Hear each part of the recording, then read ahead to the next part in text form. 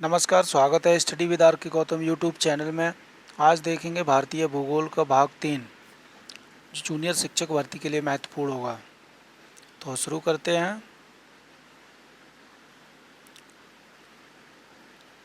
आज का पहला प्रश्न है, दो नदियों के बीच उपजाऊ भूमि को क्या कहते हैं? तो उसे कहते हैं दो आब।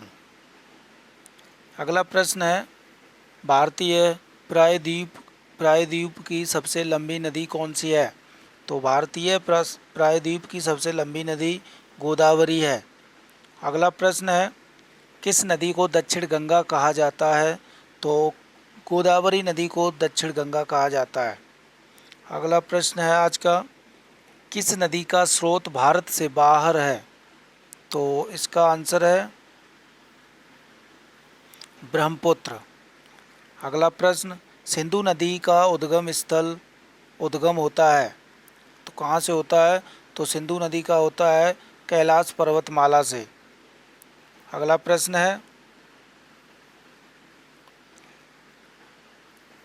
भारत में कौन सी नदी विभ्रंश घाटी में बहती है? तो ये बहती है नर्मदा, ताप्ती, दामोदर। अगला प्रश्न, भागीरथी और अलकनंदा का संगम कहाँ पर होता है? तो भागीरथी और अलकनंदा का संगम जो है वो देवप्रयाग में होता है। अगला प्रश्न है, कौन सी नदी अपना रास्ता बदलने रहने के लिए या बदलते रहने के लिए प्रसिद्ध है? तो कोसी नदी जो है अपना रास्ता बदलती रहती है और कोसी नदी को बिहार का शोक भी कहा जाता है। अगला प्रश्न है, कौन सी नदी ज्वार नदमुख ऐश्वरी बनाती है? तो ये नर्मदा नदी बनाती है। अगला क्वेश्चन है, सतपुड़ा और विंध्य के बीच कौन सी नदी बहती है? सतपुड़ा और विंध्य के बीच नर्मदा नदी बहती है। नर्मदा नदी बहती है। अगला क्वेश्चन है, सूरत किस नदी के तट पर स्थित है? तो सूरत जो है वो ताप्ती नदी पर स्थित है। अगला प्रश्न है, भारत की किस नदी का अंतर्देशीय जल निकास है? तो वो है लूनी नदी। अगला प्रश्न है, भारत का कृत्रिम बंदरगाह कौन सा है? तो कृत्रिम बंदरगाह जो है वो चेन्नई या मद्रास। अगला प्रश्न है, भारत में कितने मुख्य बंदरगाह हैं? तो भारत में मुख्य बंदरगाह 12 हैं। अगला प्रश्न है, पर्यावरणीय आयोजन के साथ मूलतः संबंधित संगठन है? तो ये है नीरी, NEERI। अगला प्रश्न है, शांत घाटी किस राज्य में स्थित है? शांत घाटी केरल राज्य में स्थित है। अगला प्रश्न है, केरल की नीरव घाटी में स्थित वन किस प्रकार के वन का एक उदाहरण है? तो ये है उष्णकटिबंधीय वर्षा वन। अगला प्रश्न है, भारत का प्रथम राष्ट्रीय उद्यान कौन सा है? तो भारत का प्रथम राष्ट्रीय उद्यान कॉर्बेट नेशनल पार्क है, जिम कॉर्बेट नेशनल पार्क। अगला प्रश्न है, पारिस्थितिकी संतुलन बनाए रखने के लिए भारत में जंगल कितने अनुपात में होना चाहिए? तो ये होना चाहिए 31 से 34%।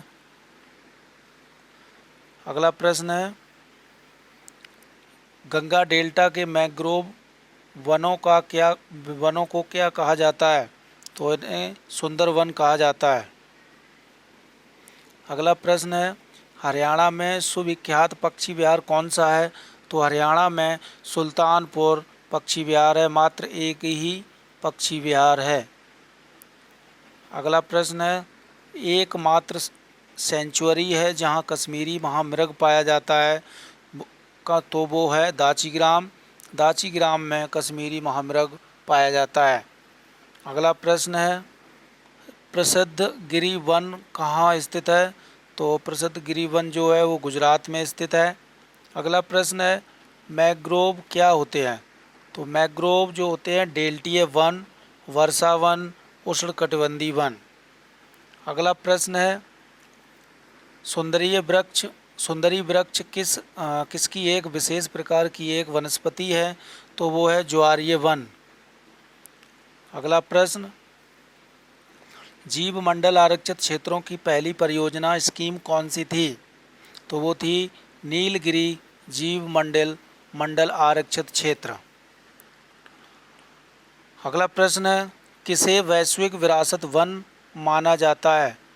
तो वो माना जाता है असम में काजीरंगा, पश्चिम बंगाल में सुंदरवन।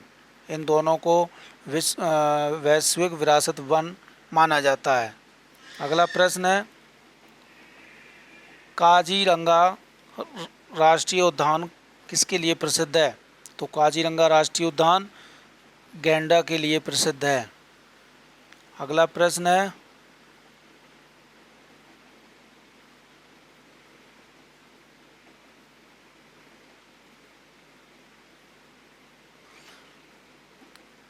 भारत में समुद्री गाय किसके लिए वायु रिजर्व क्षेत्र में पाई जाती है? किस वायु रिजर्व क्षेत्र में पाई जाती है? तो ये पाई जाती है मन्नार की खाड़ी में। अगला प्रश्न है, मध्य प्रदेश का शिवपुरी राष्ट्रीय पार्क किस लिए महत्वपूर्ण है? तो मध्य प्रदेश में स्थित शिवपुरी राष्ट्रीय पार्क तेंदुआ और चीतल के लिए प्रसिद्ध है। अगला प्रश्न है, कान्हा नेशनल पार्क कहाँ पर स्थित है? तो कान्हा नेशनल पार्क मध्य प्रदेश में है। इम्पोर्टेंट क्वेश्चन है ये। अगला प्रश्न है, विश्व का एकमात्र पिलावी राष्ट्रीय पार्क स्थित है? तो ये मणिपुर में स्थित है। अगला प्रश्न है, विश्व का एकमात्र तैरता हुआ राष्ट्रीय उद्यान केबुल लामजाओ कहाँ पर स्थित है? तो ये है मणिपुर में स्थित है। अगला प्रश्न, भारत में वर्षा वन पाए जाते हैं? तो भारत में वर्षा वन उत्तर पूर्वी हिमालय और पश्चिमी घाट में पाए जाते हैं। उत्तरी पूर्वी हिमालय और पश्चिमी घाट में वर्षा वन पाए जाते हैं। अगला प्रश्न है, मुदुमलाई वन्य प्राणी सेंचुरी किस राज्य में स्थित है? तो ये है कर्नाटक, तमिलनाडु, केरल, ये 3 राज्यों में स्थित है। अगला प्रश्न है, भारत में प्रथम जैव मंडल रिजर्व की स्थापना कहाँ की गई थी या कहाँ हुई थी? तो भारत में प्रथम जैव मंडल रिजर्व की स्थापना नीलगिरी में हुई थी। अगला प्रश्न है, भारत में कितने पारिस्थितिक हॉटस्पॉट हैं? तो भारत में पारिस्थितिक हॉटस्पॉट 4 हैं। अगला प्रश्न है, नेपाल में कौन सा राष्ट्रीय उद्यान भारत के वाल्मीकि राष्ट्रीय उद्यान की निरंतरता है? तो वो है चितवन राष्ट्रीय उद्यान। चितवन राष्ट्रीय उद्यान। अगर ये पूछे कि चितवन राष्ट्रीय उद्यान कहाँ पर स्थित है? तो नेपाल में है। अगला प्रश्न है, चंदन के पेड़ों के लिए किस प्रकार का जंगल उपयुक्त है? तो चंदन के पेड़ों के लिए उष्णकटिबंधीय पर्णपाती वन होने चाहिए। अगला प्रश्न है, क्रिकेट बैट के लिए विलो कहाँ से प्राप्त होता है? तो क्रिकेट बैट के लिए विलो शंकु वृक्षी वन से प्राप्त होता है। अगला प्रश्न है, कुगटी वन्य पशु विहार किस राज्य में स्थित है? तो ये है हिमाचल प्रदेश में। अगला प्रश्न है, वैश्विक तापन के फलस्वरूप हो सकता है?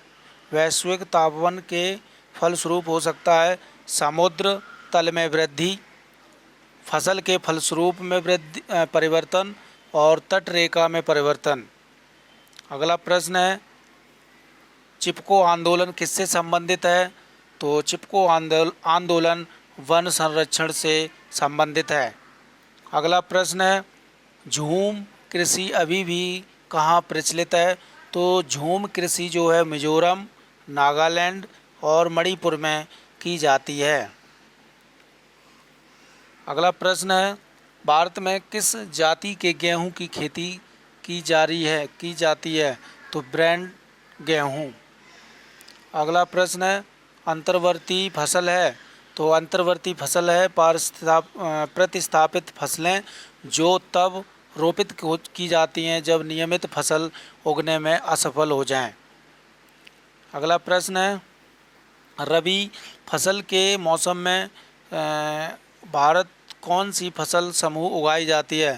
तो रबी की फसल में जो होता है वो गेहूँ, सरसों, चना ये आती हैं।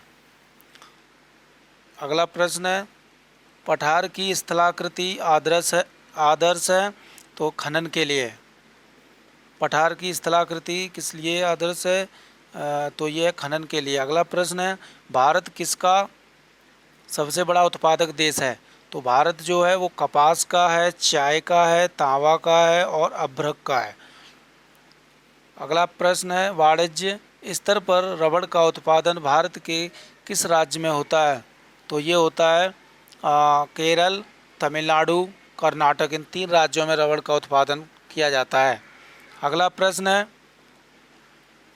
बागान कृषि पैदा करती है तो खाद्येतर फसलें। बागान कृषि पैदा क्या करती है? खाद्येतर फसलें जो खाने योग्य होती हैं। अगला प्रश्न है, भारत में फसलों के सकल क्षेत्रफल में से खाद्यान्नों का क्षेत्रफल कितना प्रतिशत है? तो यह 60 से लेके 70% तक। अगला प्रश्न है, जूट उत्पादन में सबसे प्रचुर प्रदेश कौन सा है? तो जूट उत्पादन में पश्चिम बंगाल है। अगर देश की बात की जाए तो देश बांग्लादेश है। अगला प्रश्न, हरित क्रांति पद का प्रयोग उच्च उत्पादन दर्शाने के लिए किया गया है। तो ये प्रति हेक्टेयर कृषि उत्पादकता बढ़ाकर। तो ये थे आज के 103 प्रश्न अच्छे लगे हों तो लाइक और सब्सक्राइब शेयर ज़रूर करें। ये इम्पोर्टेंट क्वेश्चन है। Thank you.